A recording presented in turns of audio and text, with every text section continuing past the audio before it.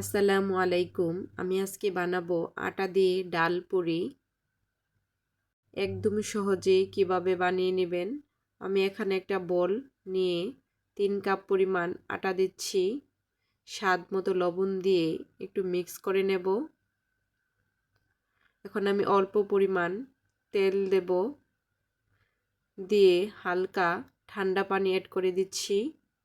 আমি এখানে 3 কাপ আটার জন্য 1 কাপ পরিমাণ পানি অ্যাড করব। এই তো আমার ডো কমপ্লিট। এখন উপরে একটি তেল দিয়ে আমি ঢাকনা দিয়ে ঢেকে রেখে দেবো আধা ঘন্টার জন্য। এই ফাঁকে আমি পুরির জন্য পুর রেডি করব। ভালো করে পরিষ্কার করে মসুরির ডাল ধুয়ে নিচ্ছি। তার মাঝে অল্প পরিমাণ হলুদের গুঁড়া, স্বাদ মতো লবণ, কিছু পরিমাণ পেঁয়াজ কুচি দিয়ে আমি ডাল সিদ্ধ করে নেব। আমার ডাল সিদ্ধ হয়ে গেছে। এখন আমি আরেকটু শুকিয়ে নেব।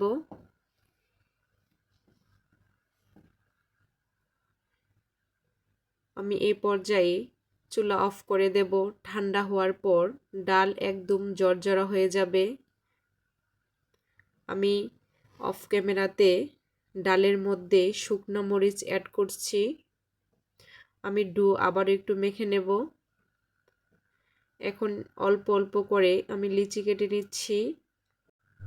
আটা দিয়ে যে এত সহজে ডাল পুরি বানানো যায় আমার কল্পনায় ছিল না। এখন আমি ভিতরে ডাল দিয়ে ভালো করে সিল করে নেব, যাতে ভিতর থেকে পুর বেরিয়ে না আসে। একটু ভালো করে সিল করতে হবে। একে একে আমি সবগুলো এভাবেই সিল করে নেব।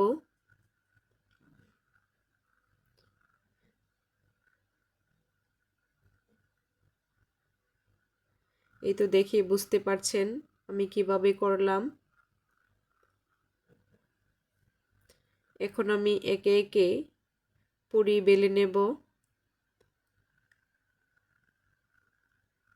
একদম সহজভাবে আপনারা ডাল পুরি বানাতে পারেন।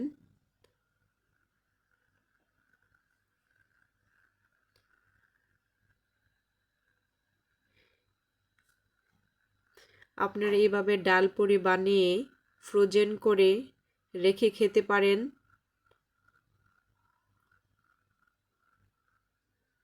আমি প্রায় এভাবে ফ্রোজেন করে রেখে খাই।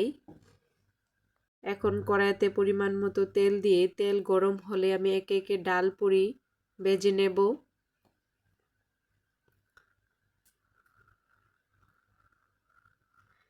দেখে বুঝতে পারছেন খুব সহজে কিভাবে ডাল পুরি বানিয়ে নিলাম।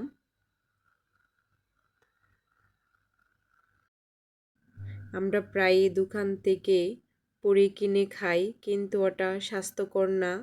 এভাবে বানিয়ে অনেক দিন ফ্রিজে সংগ্রহ করে খেতে পারেন। আমি একে একে সবগুলো পুরি ভালো করে ভেজে নেব।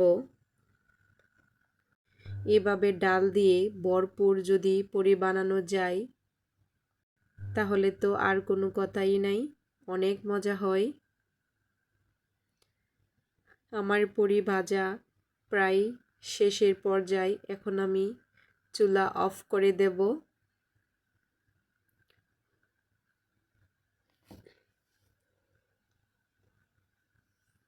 এই তো আমার ডাল পুরির ফাইনাল লুক। আমি এখন আপনাদেরকে একটা ছিঁড়ে দেখাচ্ছি ভিতরে কি পরিমাণের ডাল। এভাবে বানিয়ে খেতে পারেন, অসম্ভব মজা হয়। যদি ভালো লাগে একটা লাইক দিয়ে যাবেন। আসসালামু আলাইকুম।